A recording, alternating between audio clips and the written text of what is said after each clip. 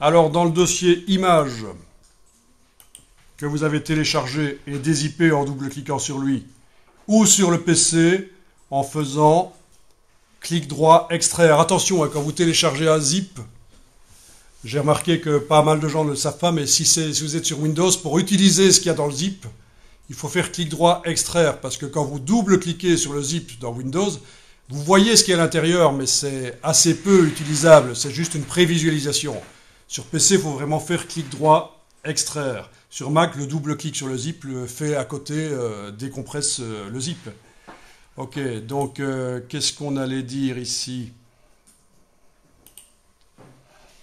Bien, on va ouvrir une des images et on va voir si on peut l'améliorer par l'intelligence artificielle, par Super Zoom, parce qu'on n'a pas essayé sur une vraie image. Ok, cette image, ça sent déjà l'amélioration par IA, quand je vois ça. Si je vais dans Image, taille de l'image, 2700 pixels sur 1900, ouais. Voyons si le Super Zoom arrive à me recréer éventuellement du détail, mais l'image n'est pas de qualité dingue. En tout cas, belle coiffure. Je vous laisse tester, hein, le Neural Filters, le Super Zoom.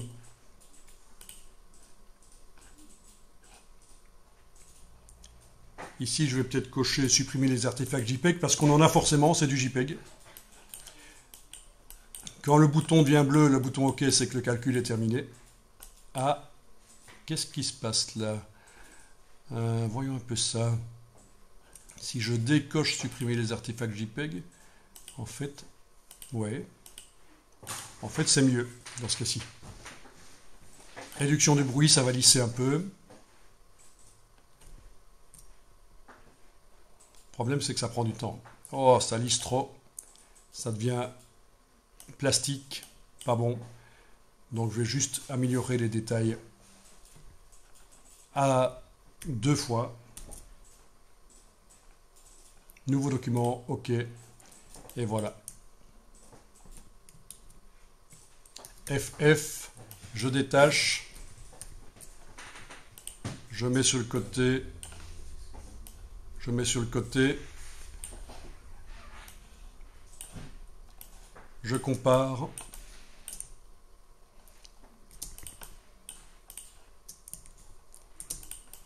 Donc en principe, ça recrée du détail, vous voyez. C'est pas mal, quand même. Mais l'image n'était pas de bonne qualité au départ.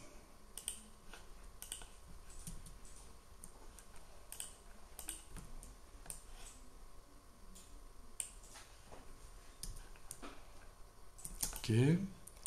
Alors, je réessaye avec celle-là.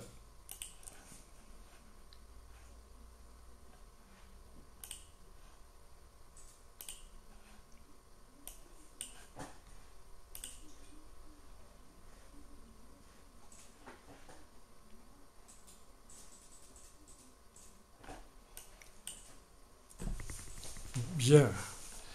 Alors si vous devez acheter bientôt un ordinateur, j'ai ce qu'il faut pour éventuellement vous guider, mais il faut de toute façon vous guider dans votre achat, mais il faut de toute façon demander à plein de personnes différentes, hein. Mais je peux vous montrer quelque chose qui pourrait vous dégrossir le travail, que ce soit un Mac ou un PC. J'ai la possibilité de dégrossir le travail. N'achetez pas n'importe quoi, surtout si vous achetez d'occasion, hein. Si vous achetez d'occasion, par exemple un Mac, et que ce n'est pas une puce M, vous gâchez votre argent. Ça, vous n'arriverez pas à faire une puce qu'on appelle les puces silicone, donc qui commence par M, M1, M2, M3. Vous n'arriverez pas à faire fonctionner les dernières versions des logiciels, c'est pas génial. Donc faites gaffe. Faites gaffe à ne pas acheter n'importe quoi.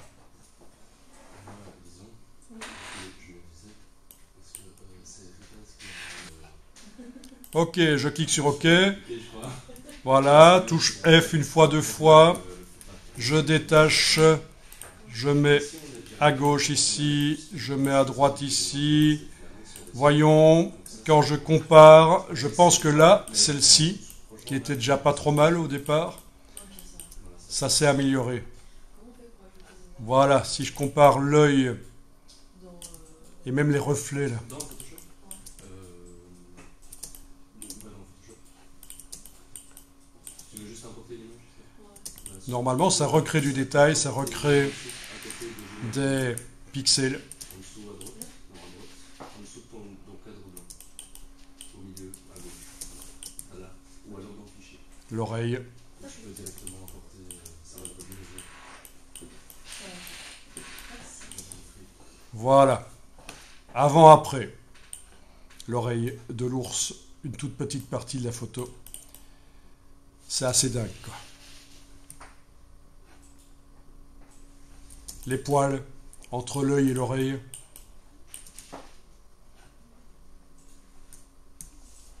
Voilà. Bon, ça fait pas encore de miracle et franchement, Magnifique AI est meilleur, mais ça va s'améliorer, ça ne peut que s'améliorer dans Photoshop.